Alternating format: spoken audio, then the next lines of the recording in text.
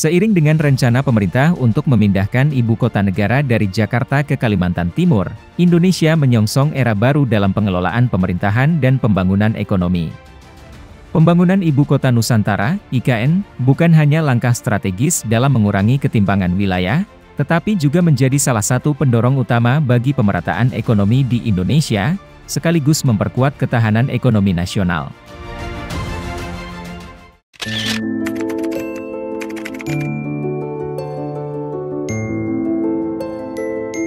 Pemindahan ibu kota negara ke IKN, notabene adalah Kalimantan, diharapkan memang menjadi visi kolektif semua instrumen dan semua elemen daripada bangsa ini untuk mampu mendongkrak pembangunan Indonesia menuju visi Indonesia Emas 2045. Kalimantan adalah menjadi titik sentral, titik tengah agar bisa menciptakan pemerataan di seluruh Indonesia.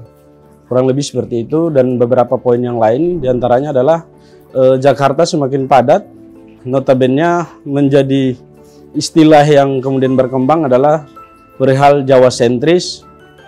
Cara untuk mengurai kekusutan dan kemelut untuk pembangunan Indonesia masa depan adalah dengan cara memindahkan ibu kota negara ke Kalimantan, yakni ibu kota Nusantara. Ibu kota Nusantara adalah pembangunan kota masa depan lah untuk Indonesia.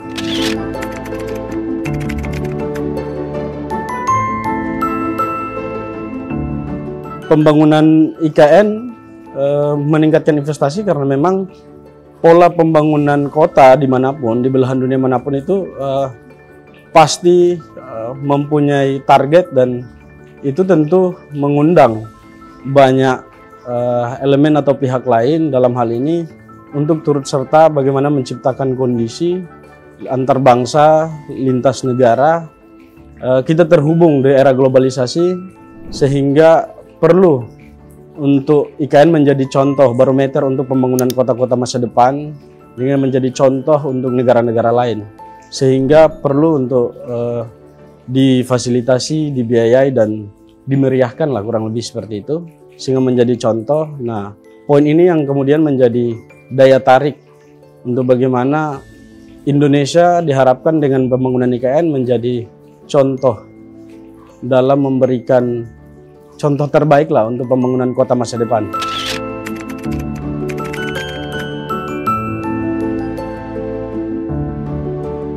Kalau secara dampak, kalkulasi dan hitungan ketika IKN itu dibangun, bukan hanya menjadi pusat ibu kota. Dalam hal ini aktivitas sebagaimana normatifnya pusat kekuasaan, tetapi memang titik sentral Kalimantan adalah bagian tengah daripada Indonesia bagian barat, kemudian Indonesia Timur. Nah, dengan pembangunan IKN, diharapkan visi masa depannya adalah soal pemerataan ekonomi, soal akses, soal wilayah yang mudah dijangkau.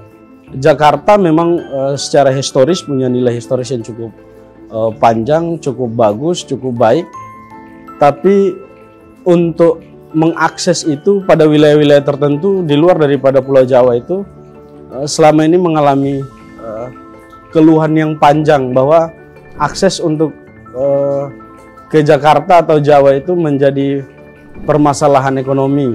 Di antaranya bagaimana wilayah-wilayah di Indonesia bagian timur yang tentu sudah beberapa puluh tahun setelah kemerdekaan itu akses untuk masuk ke ibu kota itu menjadi kendala besar. Kalimantan itu menjadi bagian yang penting dalam upaya untuk mendongkrak atau mendorong pertumbuhan ekonomi, di mana akses-akses pada wilayah misalnya Sulawesi, kemudian Indonesia Timur dalam hal ini Maluku, NTT sampai ke ujung Papua itu dianggap lebih mudah untuk mengakses Kalimantan ketimbang Jawa. IKN adalah format untuk membawa pembangunan ke tengah, bagaimana pusat dan aktivitas ibu kota negara yang melingkupi soal bukan hanya urusan tentang pemerintahan, tetapi aktivitas pusat perkembangan dan perputaran ekonomi dan pembangunan dan lain sebagainya, itu menjadi satu jawaban yang bagus untuk menjawab bagaimana pemerataan dan pembangunan Indonesia di masa depan sampai pada titik imajinasi kolektif, mimpi bersama bahwa 2045 Indonesia masuk pada fase atau puncak Indonesia Emas. Tentu puncak dan pencapaian Indonesia Emas itu tidak bisa dilepas pisahkan dari perkembangan, pertumbuhan, dan peningkatan ekonomi. Dalam hal ini harapan kita adalah pemerataan ekonomi.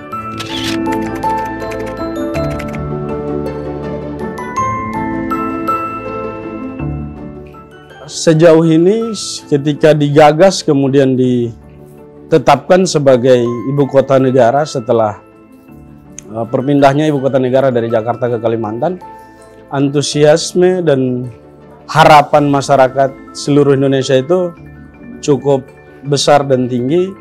Kalimantan masih menjadi satu alasan yang sangat baik, wajah Indonesia yang cukup bagus jika disandingkan dengan visi untuk pembangunan ibu kota negara, di mana secara geografis kemudian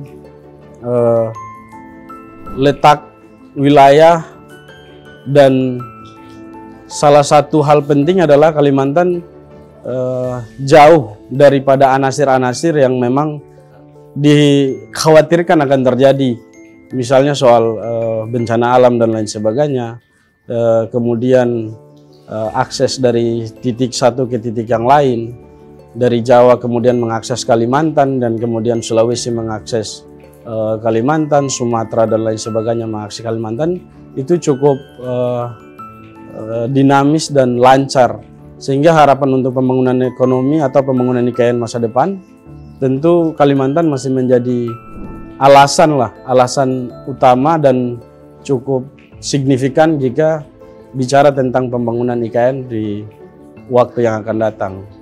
Kalimantan masih menjadi barometer untuk mengukur pencapaian pembangunan Indonesia termasuk IKN cukup signifikan sejauh ini.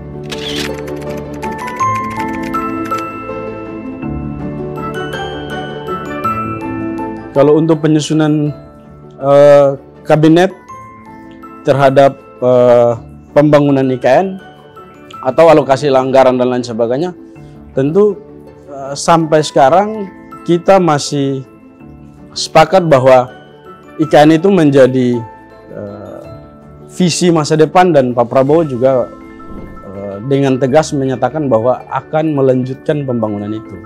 Nah, nomenklatur daripada kementerian-kementerian hari ini sebenarnya dibentuk untuk menunjang pembangunan IKN.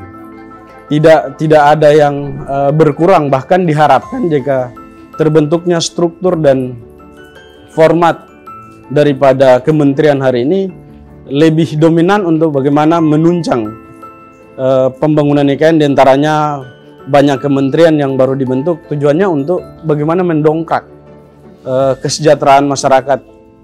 Negara masih berpatokan pada konsep welfare state, negara kesejahteraan.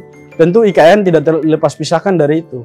IKN bukan pembangunan untuk satu atau dua golongan, satu atau dua kelompok, tapi IKN diharapkan menjadi titik sentral, barometer, indikator, penanda bahwa Indonesia siap melaju dan berjalan maju untuk berkembang menuju Indonesia Emas. Jadi konsep welfare state itu salah satu turunannya, derivasinya adalah bagaimana IKN itu bisa dibangun, pemerataan ekonomi itu bisa terjadi, pembangunan Indonesia itu dia merata, kesejahteraan masyarakat itu meningkat. Jadi IKN diharapkan memang masih tetap menjadi visi kolektif dan visi masa depan, dan Pak Prabowo siap untuk melanjutkan itu. Dan kalau penyusunan kabinet hari ini saya rasa cukup membantu, walaupun banyak kementerian yang dipecah dan kemudian dibentuk kembali. Itu tentu tujuannya masih sangat relevan untuk bicara tentang pembangunan IKN, apalagi soal alokasi anggaran. Tujuan alokasi anggaran pada kementerian-kementerian terkait, tujuannya hanya satu sebagaimana dikatakan Pak Prabowo, bagaimana meningkatkan kesejahteraan masyarakat. IKN juga sama. Tentu kalau pembangunan IKN pasti menjadi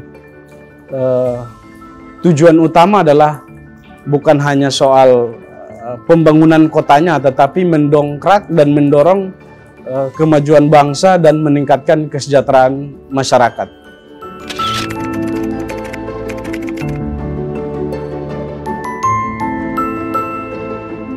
Masyarakat berharap bahwa IKN itu menjadi akses bersama, dapat diakses oleh setiap orang pada level manapun. Jadi untuk hari ini melihat IKN adalah melihat Indonesia yang keluar dari kungkungan dan hegemoni Jawa sentris. Bahwa negara makin bergerak pada level egalitarian. Bahwa semua daerah dianggap sama, semua daerah berhak maju, semua daerah berhak untuk negara hadir dan membantu untuk bisa mengakses pusat-pusat perkembangan ekonomi. IKN adalah harapan masyarakat Indonesia lah.